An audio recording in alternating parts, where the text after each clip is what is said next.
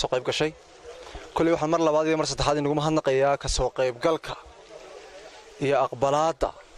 aad aqbasheen baaqa iyo yeeritaanka weynii yeeray barasaabka ama gudoomiyaha gobolka kulli goor gaaban hadalkeedna gaaban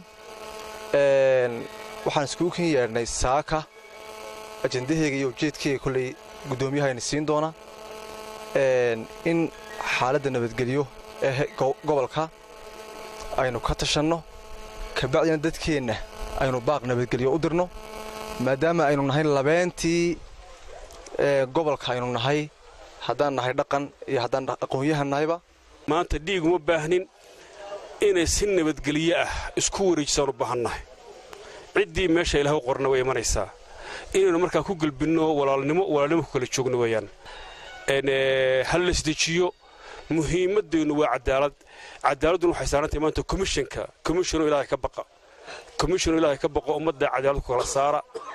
wasalaamu calaykum waraxmatullahi wabarakaatu waxaa la sheegaya ciddii saxay lahayd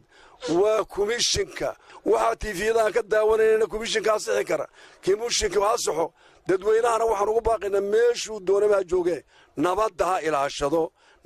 ha ilaashado sidaasaan idinku wacdiyaynaa sidaasaan idinku waaninaynaa madaxdana u sheegaynaa annagu reer awdal haddaan nahay shacbiga reer awdalla waxaan leenahay gobolku waa gobolkii nabadda waa gobolkii dawladda aan ku dhisnay nabadgelyaa laynaga rabaa inaynu waaninno dadka durdurinayaa laynooga baahan yahay haddaan reer awdal nahay dadweynaha reer boorama waxaan leehay wixii idinka idin saaraa waad yeesheen waxa weeyaan foodkii waad gasheen si sharaf iyo muunadlaad u gasheen nimankuu doonayay wuu codeeyey waxa weeyaan waxalle wixii nabaddeedna xumaynaya waa inaad iska ilaalisaan waxaan leehay dadweynaha waxaan leehay waxa nabadda la yidhaa waa waxaan ku hurudno inta wax kala baxayaan nin farfiiqa ma ogolin nabadda ha lagu dadaalo khaas ahaan ummadda Soomaaliland nabadgelyada ha ilaaliso ha dhowrto food baa laynaga rabay foodkii waxaan ku ridnay si nabadgelyadu inoogu dhacay si nabadgelyadana ha inoogu wadhamaado ciddii calaf siiyana ha la sugo waxaan dadweynaha ku nool jamhuuriyadda Soomaaliland ugu baaqaynaa nabadgelyo nabad la'aan nolol ma jirto nabadgelyada ha la ilaaliyo waxaad xaq ugu lahaydeen murashaxiinta waynu siin cod bay xaq inoogu lahayd ummaddu way siisay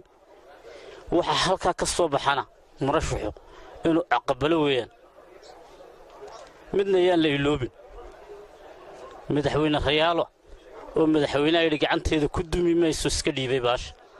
adigoo bannaanka sii joogaana maanta inaad ummadda dumiso taniga aqbali mayna taana ogaadaan murashaxiintu doorashooyinka qaranka gudadana waxaan leenahay cadaaladda ilaaliya ilaahay baad kala xisaabtamayee ilaaliya cadaaladda oo wixii ciddii ku guulaysatay ku dhawaaqa dadweynaha reer boorame iyo gobolkan awdal waxaan leeyahay walaalayaal inoo ilaaliya nabadgelyada walaalnimada ilaaliya jaarnimada ilaaliya murashaxiinta waxaan kula dardaarmayaa iyadoo oo go'aanka aynu sugayno saddexda murashax hoggaanka la dooranayo nin walba waxa go'aanka soo baxa inuu isku hambaliyeeyaan oo aan dalka iyo dadka u tudhno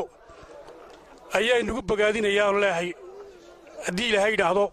go'aanku markuu isku hambaliyeeya dadweynaha Soomaaliland degan waxaan nabadda han adkaysanno